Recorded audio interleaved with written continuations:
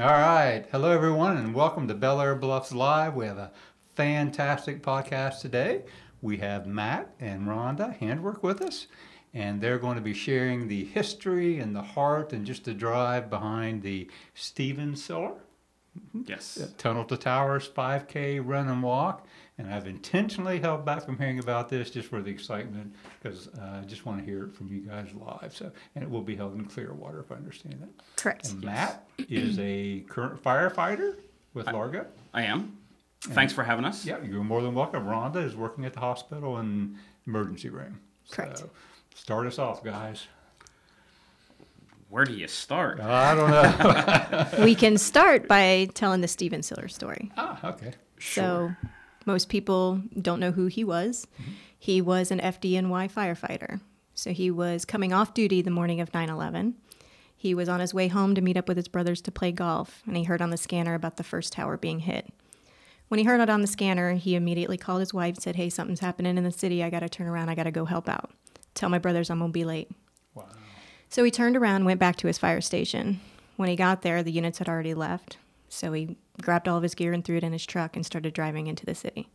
When he got to the Brooklyn Battery Tunnel, it was closed. So he put his car in park, grabbed all of his gear, and ran through the Brooklyn Battery Tunnel to the Twin Towers, where theory is he did meet up with Squad 1, which was his house, and they worked to try and save as many lives as they can. They all perished that day on September 11th. You want to take it from there? That's pretty much the story. Yeah.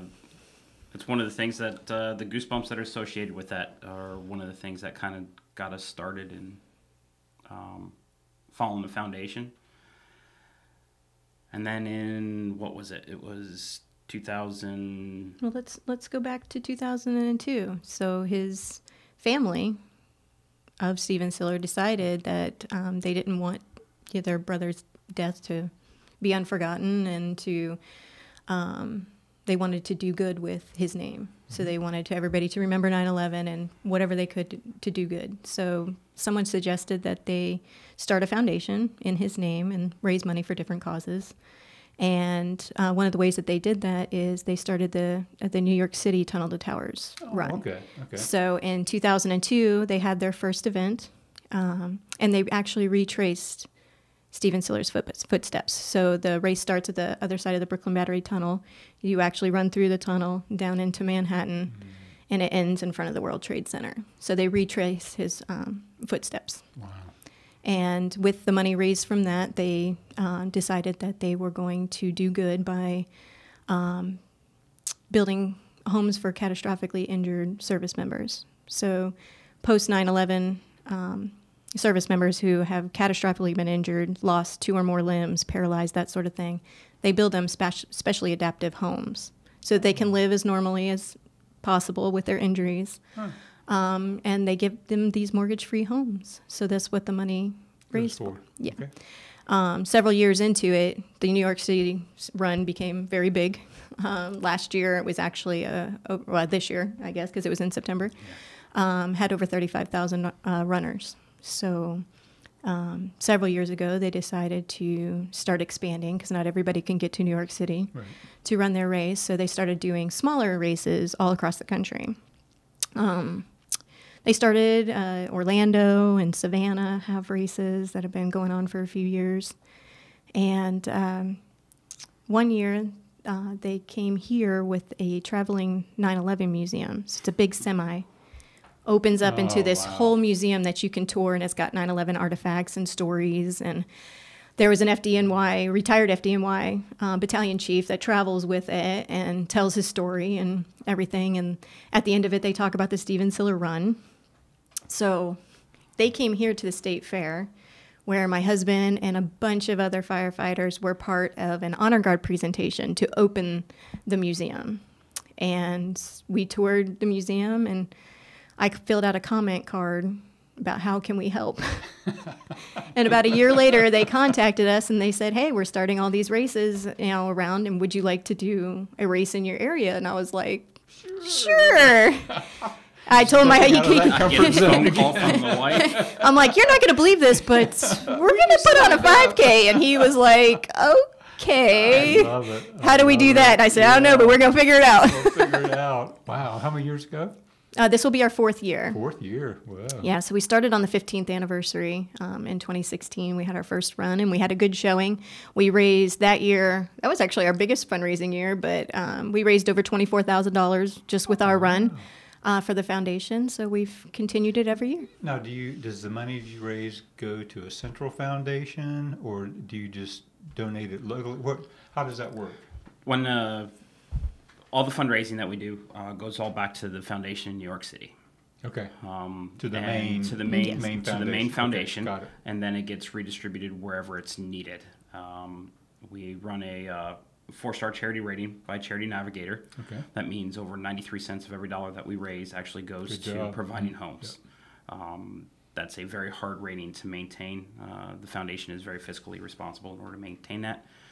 We have about 60 runs across the country, runs and climbs, and all of them maintain that standard of cost versus. Are they all the same thing. day? Is it, No, all do do throughout the year. So we have spring events. We have a lot of the events are in September, Okay. which it's a 9/11 memorial run is what it is. Okay. So they, a lot of events try to have it around 9/11, Okay. which we did as well our first year, and our second year, Irma came.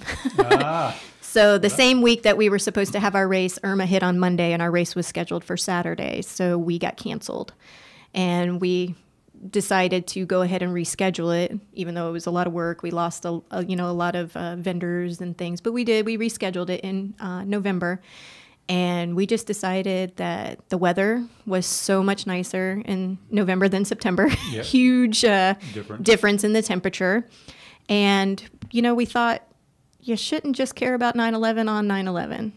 So having it at a different time of year should not matter, and it hasn't. So our race has grown every single year, and we try to do a good 9/11 memorial. okay. It's coming up soon, right? November 2nd. Okay.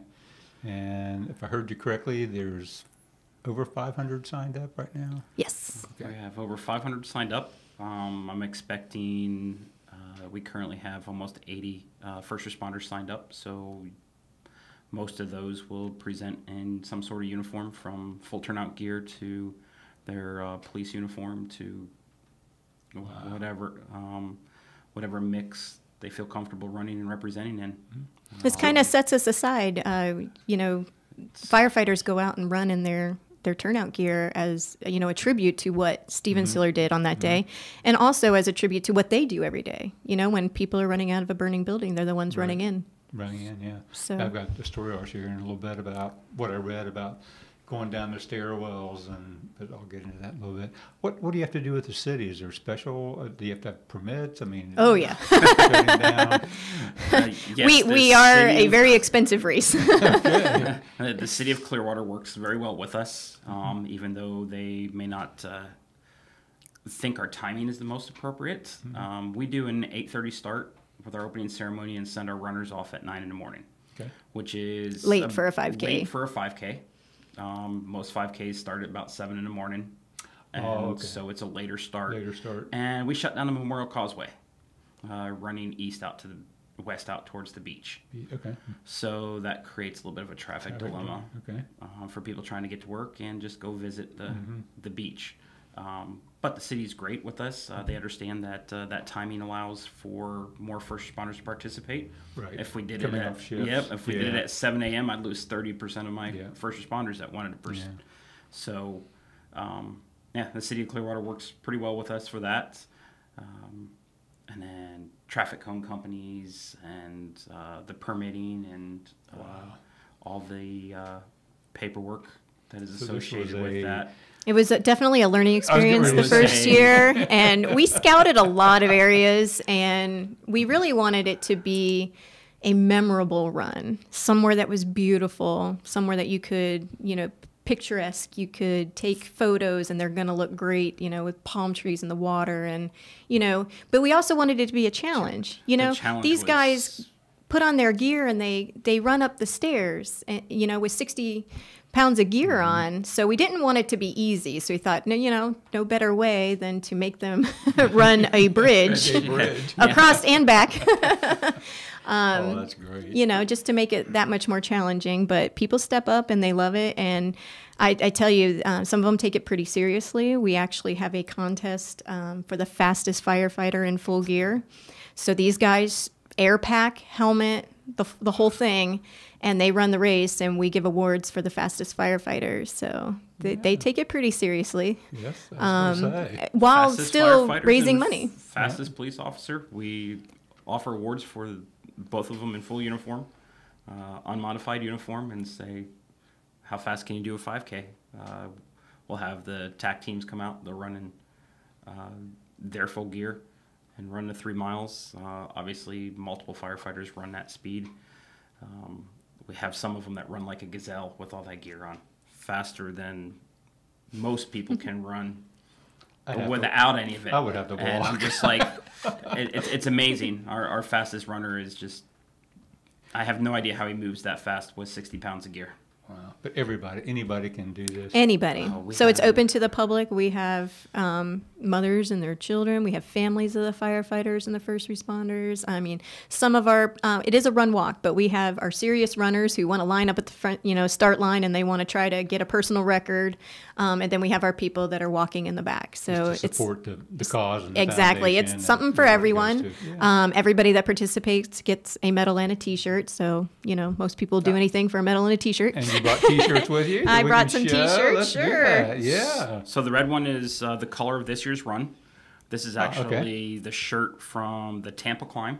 As I said, we have events all across the Okay. country. Tower climb. Okay. So in Tampa, in the spring, we do a climb of the PNC building, and that's 43 stories.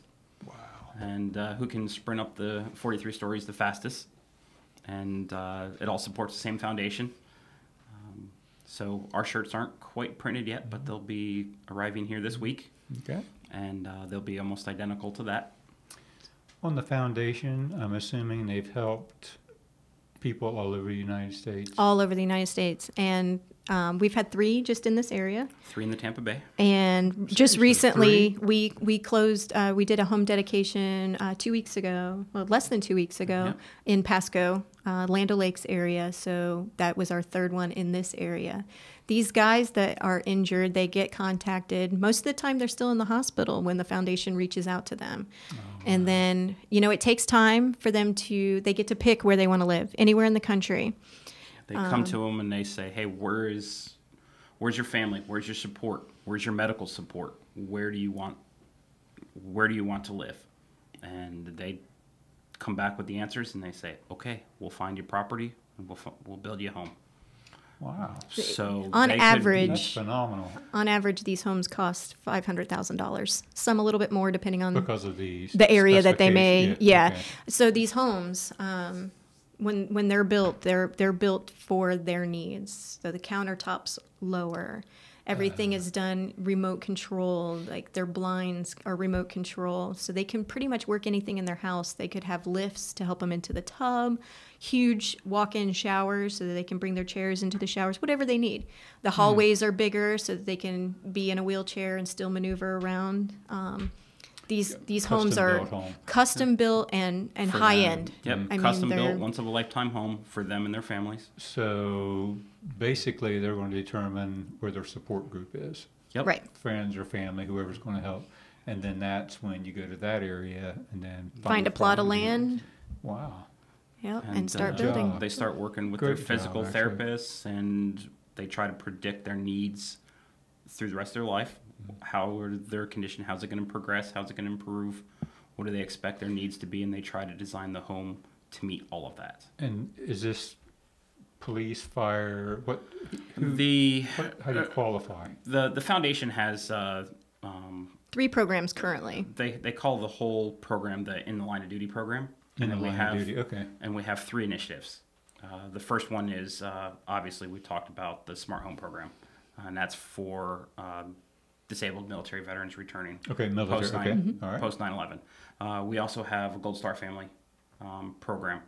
The Gold Star Family program is for families of veterans that lost their lives while serving America, Okay. whether they're foreign or locally, just training, and something tragic happens and they have a small family still left behind, then we'd step in and we'd take care of their mortgage for their family and provide a mortgage-free home for them. And then we have our fallen first responder home program, and that is for police and fire. Okay. Tragic line of duty deaths, and there's small young children still left behind. We step in and finish paying off their mortgage for them. That program So- started just a couple of years ago, and the need for that has unfortunately been pretty catastrophic over the past couple of years. So far, we've supplied 40 homes for the fallen first responder program. With the Gold Star family, that program's in its infancy. It's in its first year. They estimate that about 7,000 military have lost their lives since the Afghanistan and have left a lot of families. Post 9/11. Yep. So our goal is to provide 1,000 homes for that program. And then we've just dedicated, it was the 86th home for Sergeant Kenworthy in Lena Lakes that we've built from scratch for the Smart Home program. I never So, knew if you weren't exposed, you would never know all the behind the scenes work going on. Right. So, I mean, the 5Ks are one way that the foundation raises money and awareness. When you sign up for the 5K, your money is going towards that. And you have the option after you sign up to start a CrowdRise page, which is a fundraising page. So we have people that register for the run and then ask for donations. And we give awards to our top fundraisers, that kind of thing. But anybody can donate. They don't have to run. But this is how we make these homes happen. Wow. Yeah. Good job. Yeah, so, if I understand correctly, you have went to New York to go to the 9/11 museum? We have. Oh, We yeah. We've have. made a couple of trips. We've Twice. gone to the New York run twice. That's an experience in itself. Okay, let's unpack that just a little bit. Well, I tell you, the New York City run, if you've ever been there, they don't just shut down the Brooklyn Battery Tunnel Okay. for anything. For anything. For anything. It takes a lot So for that to happen. for them to close it, and literally when you come out of the tunnel, all of the streets of Lower Manhattan are closed down to runners, and the streets are lined with people. You come out of the tunnel and there's honor guard lining the streets on both sides, and they're holding banners of everybody that was lost on 9/11. Gives you goosebumps. It gives you goosebumps. Yeah. They have, the bands playing, and I mean, it's very patriotic. It's Yeah, it's very moving. Yeah, as a firefighter or first responder, you can't help but to think what was going through their mind. I mean, you come out of that tunnel and you look up and you see One World Trade. You see this massive building, 110 stories in the air, and if that was on fire, that's what you were running towards. The thoughts that must have been going through their mind is just... I'm not sure they had incredible. time to think. I mean, they just did. They didn't have... Yeah, they probably just like every other first responder, they just respond and react, and they knew they had work to do. They probably weren't. Both towers were 110 stories. Is that correct? I don't remember what the Twin Towers were. No, I believe one was a couple stories shorter than okay. the other. I don't remember those facts exactly. Yeah, I was looking at the timelines, and United Flight 175 had 75 or 65 people on it, and at 9:02 it went into the South Tower at floors 78 and 87, and then at 9:50 the South Tower collapsed.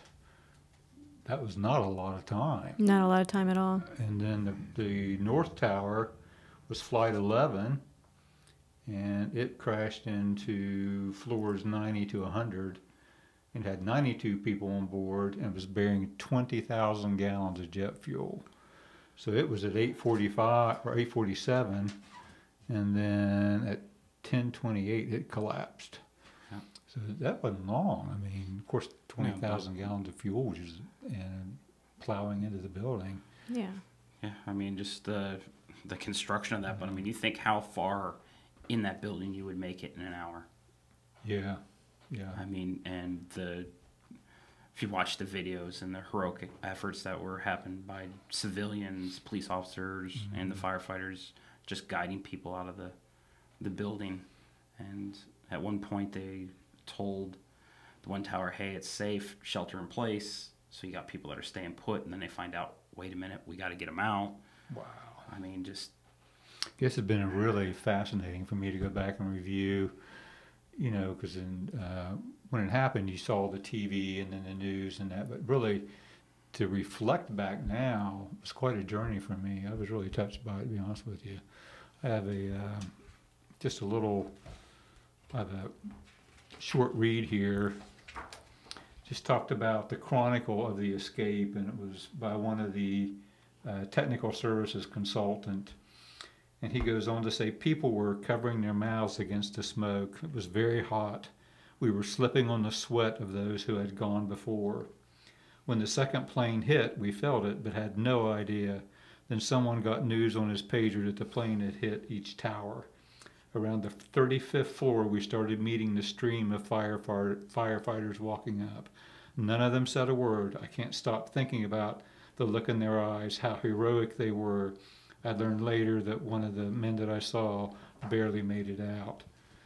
We had to press into the single file so the firefighters could march past. They were carrying unbelievable loads of equipment, as we were talking about with your race, and were already exhausted by the time we started seeing them. The people going down were very polite to one another. They helped others who needed it, and they waited for each other.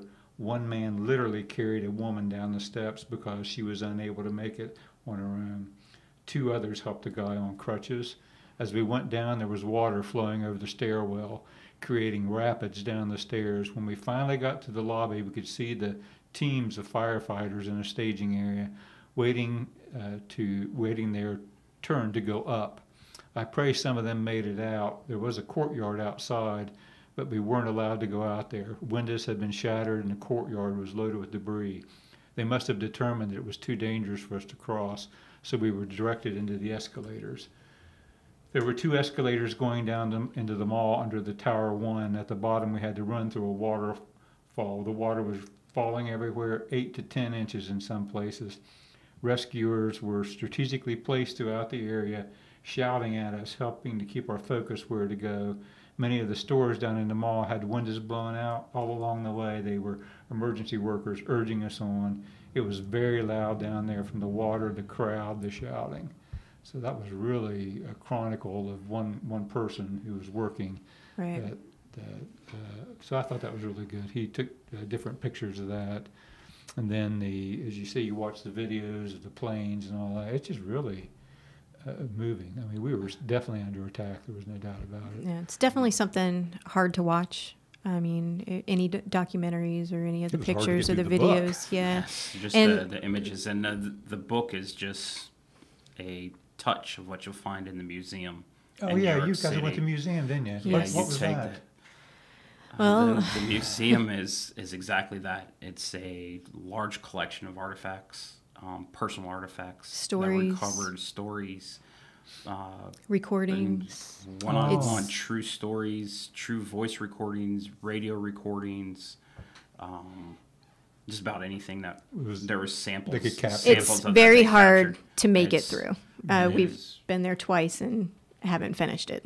It gets to a point where it's almost a little overwhelming, especially for firefighters, who one of the sections has their alarms going off. I guess a firefighter wears an alarm.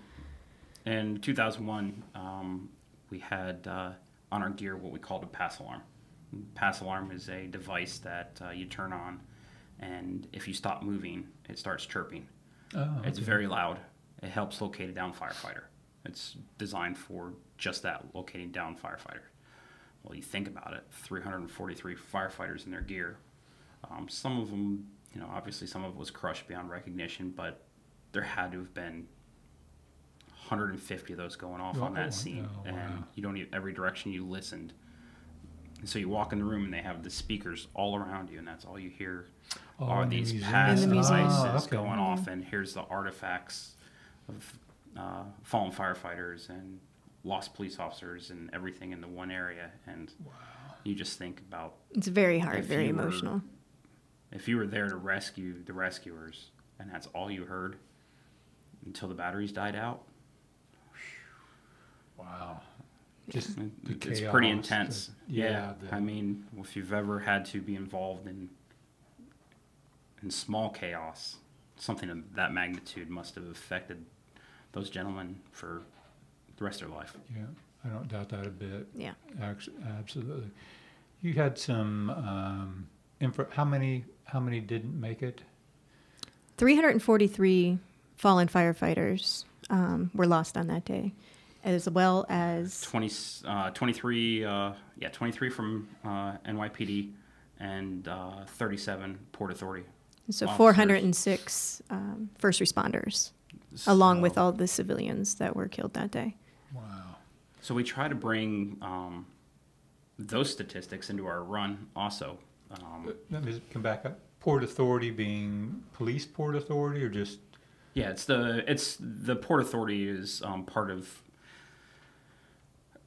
NYPD, but it was actually they were in charge of the towers. Oh, okay, got it. So their authority was they had control of the towers. Got it. Okay, so their membership controlled that area, and Well, bringing up that, we do like to recognize everybody that was lost that day as a first responder. So each year we do these badges. I don't know if you can see these. Okay. So each year we encourage the runners to pick a badge and carry a fallen firefighter or a fallen first responder across the finish line with them. So we have 406 badges for all of the first responders that were lost that day. And that's how we remember them. You can go online and you can read their stories. Oh, how cool is that? You know, the person that you pick. yeah, there are a lot of times So you can this is research. Rescue One. Is that Yeah, he Yes. was. Okay. That was part of. Kenneth Marino? Yep, and so you can just research Clip them. it It'll on. tell you. Yep. Clip it you on and carry a it with you. firefighter. And it'll tell you the story. A lot of them have the stories of where their family is now, So what they you were, keep what the they badge, did. and Yep. that way you That's- can go Yep. research who you carried. Yep. Right. Our, Oh, some that's of our good. runners end up showing up in New York City at the museum. They'll take a picture of the badge at the memorial site. They'll send it to us along with Ah. their stories. So, I mean, to us, it's a great way to help continue that whole remembrance and help everybody reflect on their way. New for this year, we are also going to have a memorial row to where when after you cross the bridge and you turn around and come back, you're going to be able to run through all of the 406 first responders that were lost that day. So we're going to have the yard signs with their pictures and names along the Oh, okay. course. So you run through the row of the Right. ones. Yeah, just as a memorial. Like I said, this is a 9/11 memorial run. We raise money for post 9/11 events, first responders. And so we really, encourage the never forget 9/11. Thank a first responder. Seeing them out there running in full gear with their families. It's incredible to think, the people, what they do on a daily basis. They have families. They have little, small kids and wives or husbands, and they still go to work doing what they know is dangerous, and they don't even think twice about it. So, Yeah, risk their lives to save others. right. Yeah, she brings up the phrase "thank a first responder." One of the things that we do with our run is we send all of our uniformed personnel first. They all line up the start line. We send them first. We give them about a 5-minute head start, and then we release all the runners, even the speed guys. That allows them that opportunity to run through that whole crowd of first responders. The number of times that you hear thank you for your service through that to all the firemen. I can't tell you how many times that I've heard the comment from other coworkers that it's a great feeling for us all. We just Yeah. it's a morning of feeling appreciated. It really is. Yeah, well, like I So- talked about earlier, I live in Largo, and I can't praise you guys enough. Constant. Oh, we're on the go. We Constant. are on the go. I mean, Margo. whether I'm having my morning coffee or I'm sitting out in the evening, just constant of first responders, police, Yes. I will say one thing. I think they do a very good job, all of you. Well, thank you. Just what was your response time in Largo? On average in the county, we're right around 4.5 minutes for when you dial 911 to have a I can't even get through the stoplight. you have a paramedic at your door. For the most part, maximum time is 7.5 minutes. Yeah. Wow. Volunteers, how many does it take to do the event? Well, race day, we Race day. we encourage anybody that does not think that they want to participate in the run walk for whatever reason.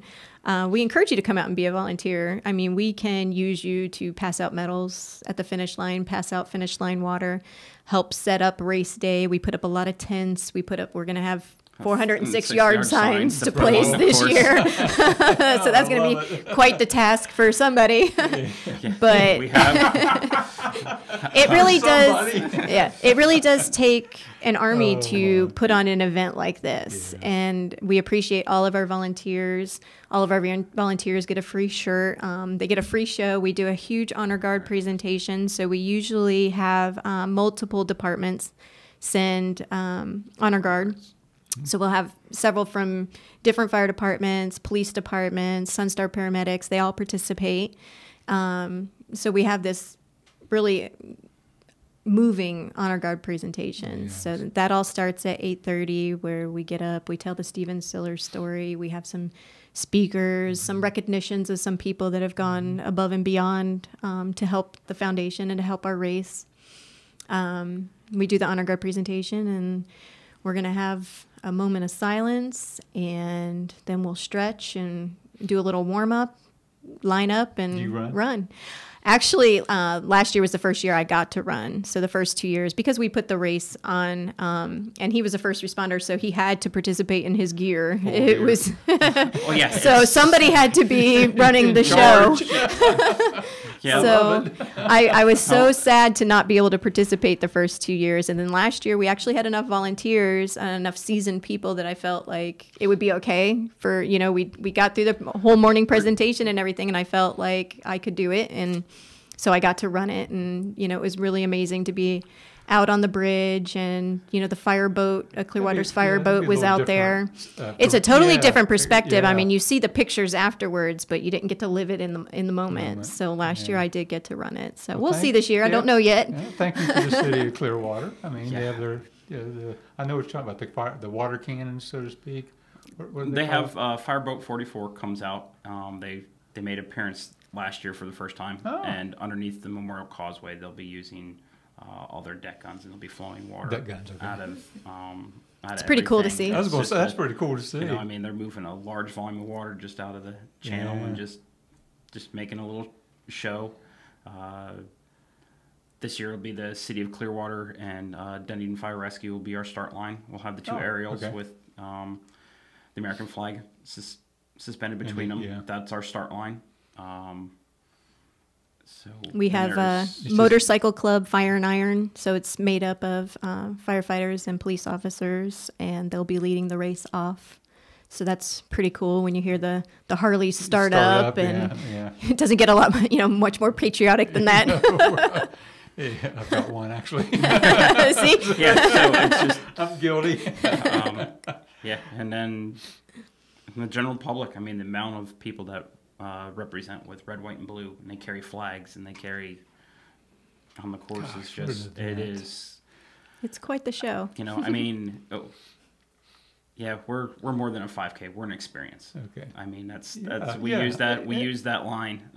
I think we started coining that one last year. Yeah. Well, I'm hooked. Because it's we have the opportunity to set the world record if you want to. We're a chip time race. We're a 5K distance, and you will see so many representations of patriotism that I love that. that is Yeah. all across the bridge from beginning to end. I love it. Yeah. So let me get this straight. Whose idea actually was? Who filled out the card? Me. You did. Okay. Yes. That was my fault. So she filled out the "How can we help" card, How can we help? and then Well, volunteered to be sure. Let's put on a 5K. It can't be that much work. We found out the first year how much work it was, and Wow. each year does get easier. Since we already have our area, we already have, Got the bugs everything worked out, so to speak. set up. It's just every year it's got to be bigger and better. Every year we have to have more participants. Every year we need more vendors, more sponsors. Vendors. What kind of vendors? So We'll take just about anybody that wants to make the donation and represent. Our vendors that we are trying to recruit is somebody that wants to come out and advertise their business. But while they're advertising their business, they're bringing something special to our event that you wouldn't find anywhere else. So if you want to put your logo on a little squishy fire truck, that's great, but bring me 800 of them. Okay? So, I mean, our vendor tent fees are inexpensive, but I'm asking you to advertise your business in a unique way and bring something so that it's Okay, I got it. so that it's we're trying to make it one of a kind. That's how we're growing is Again, it's an because- experience. Right. because Yeah. and we love to share our sponsors. We love to Yep, we shout try out to them. really- we try to give them back as much as they're giving us, and Who's been with you, or who was there last year? Give me a couple examples. one of our repeat sponsors obviously is the Pinellas County Professional Firefighters. Oh, They've been with okay. us for year one with a large donation each year. So they're returning, and obviously I have the support of the firefighters in the union. Clearwater's charitable negotiation foundation. They Okay. also offer a large contribution. Local vendors, LFL Nutrition. LFL is a nutrition shake. They do the Herbalife type of shakes, and we do some crazy fundraising events with them. They host cardio drumming. If you've ever seen that, that's quite the experience. Don't the think I've seen that one. The big exercise balls. Yeah. Like this. They put them in one of the big buckets, and they hand you 2 drumsticks, and it's a synchronized drumming type of exercise with a lot of squats. And I convince a few of my friends, and we come out and we participate in a cardio drumming class in full gear. Yeah. Do you And do we this do- before the race? Throughout the year. In September we usually do Okay, it. September, Somewhere okay. around September 11th, and that LFL does a large fundraising for us with that. Between all their patrons that come out and participate in that, and They also actually they also sponsor the badges. Oh, Yeah. okay. So that's the our founding. Okay. we have multiple businesses, local businesses. So we have Kari Fine Jewelry that supports us. I Love Kickboxing in Largo that supports us. This year, We did a welcoming night for I Love Kickboxing. So I had myself and another fireman. We did a kickboxing class in turnout gear.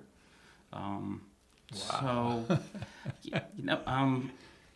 if we can come up with a way to do We a little do it, fundraising, we're any way we can get the community involved and and- get other businesses' names out there. love I it. mean, Yeah. it makes Well, us happy to yeah. spread their name as well. Is the Siller family still involved, or are they still? They run it. They still run it. Okay. Yes. Yep. So- The Siller family is a CEO, and his wife is fully involved.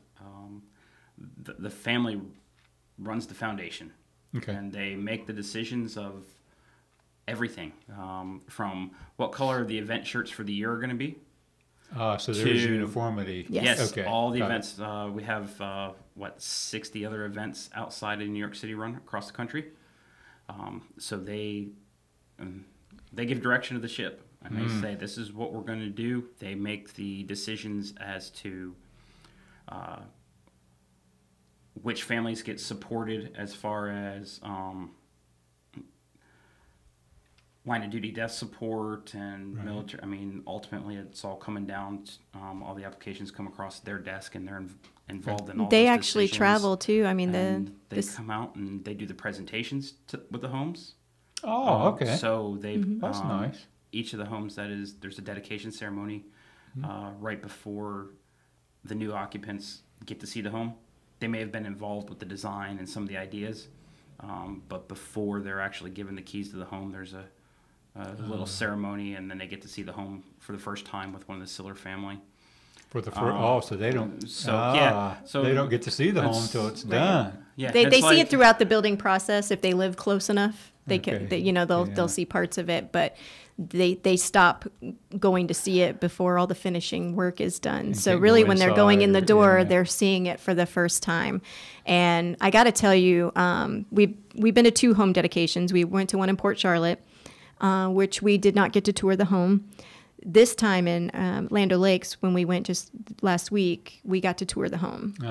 We actually got to go inside and see it, and it's amazing. You see it on video is one thing, but when you see it in person and you see all the personal touches and, everything that's going to make this person be able to be independent, as independent as possible. And it's amazing to see, and it makes everything that we do worth it. Because we spend a lot of time, a lot of effort, and we're 100% volunteers, so we don't get paid anything to put on this event. So our satisfaction and seeing what the money is raised for is why we do it. Wow. All right. Well, if I were a runner or a walker, how am I going to sign up? You can go to t2trun.org, and you're going to T2T Okay. run.org, and you're going to scroll down to the Clearwater event. So it has all of the events listed that we have. So you just got to find the Clearwater event, click on it, and you can register. All the events. All the 60 all these 60 events for the Tunnel Towers Foundation are all at t2run.org. Okay. That's so your it's like a nationwide. Right. Okay. Yep. all Yep. So you just got to 60 scroll down to the Okay, Clearwater got it. event. Clearwater, okay. Yeah, and once you open that up, you'll see where it says register or donate. So you can donate to a fundraiser that's already existing, create a new fundraiser, or register for the event. At that same location is where you can register to volunteer. So that way we have everything online. We have our way to contact you, to find out what time you want to be there, because we're there setting up at 5 a.m. Not all the volunteers are happy Okay, when, at 5 a.m. when they hear 5 a.m. They're like, wait a minute, I thought the race started at 9. Well, it does. So We have 400 signs. Signs to put up and tents to we put got up things to and do. Oh my goodness, I love it. Yeah. There's a lot of little special details that goes into setting up our park. Yeah, but seriously, it's one day. It's one day. It's a lot of work, it and is. it's very satisfying. Right. And we're still working on maybe getting, a really special speaker. Last year we had a retired FDNY battalion chief come out, and he was, a guest speaker. And I don't know if many people know this, but there are a lot of retired FDNY here in Pinellas and Tampa Bay area. I did not know that. Yeah, it's a big place for them to come and retire. Okay. So there are a lot of guys in this area, and not all of them want to be speakers. Not all. We have them at our event. We've had several, and you don't know it. You don't know who they are, but they want to be there. They want to participate. They want to remember, but they do not want to get up on stage. They don't want to talk about it. Yeah. But just know that they are there. Yeah. And when we find somebody that is okay with speaking, it's great, because we really want people to, understand what happened that Hear day. that personal connection. Everybody has a story from that day. I can tell you exactly where I was on that day. He can tell you exactly where he was on that day, if you're old enough. Yeah. I saw it on TV through a shop window, and I'm like, what was that? Is that? Yeah. At first I thought it was fake. I was working in the 911 dispatch center for Pinellas County, so we always had MSNBC on the big screen on the wall. It just ran all day while people were answering 911 calls. And so as soon as news coverage started, we were all eyes glued, to the screen, and we sat there live, watched that second plane go into the tower. And I mean, you could see it on the side of the screen, and then we were all just silence, in the room. I still get goosebumps when I talk about it. Yeah. But I mean, it's crazy to think not everybody wants to talk about it, but we're working on, hopefully we'll have somebody to speak. But we'll see. Okay. Anything else you want to add before we wrap up? I think we covered it. I don't know. You guys are think it's there. tremendous. Well, thank you. I can't thank you enough. Well, we thank you for help Yeah. spreading Yeah. the word. There's only one way we get the word out there, and that's come out and talk, tell people the story, and Yep. hopefully Yep. we can get people to share. I do Rhonda's want to got a mention brochure. one thing here. Okay. Uh-oh. Oh, So the foundation did start a new program. So when they're raising money, I mean, you can obviously go onto any of the fundraising sites that are already up on our event or any of the other events, the New York City run, any of them, and make a donation. But they also have a new program where you can sign up for $11 a month. Oh, okay. So they're trying to get as many people as possible to sign up and just donate $11 a month, which is what, 2 cups of coffee if you like Starbucks. Yeah. But $11 a month, and it's amazing what that amount of money will do if we get if we had 100,000 Americans to So do does that. it go into like their general fund? It goes into their general All the fund, things, so it yes. would be distributed among all the programs that we talked about, the line of duty deaths, the Gold Star families, and the homes, Smart home program. the smart home program. Smart home. So it gets divvied up between that.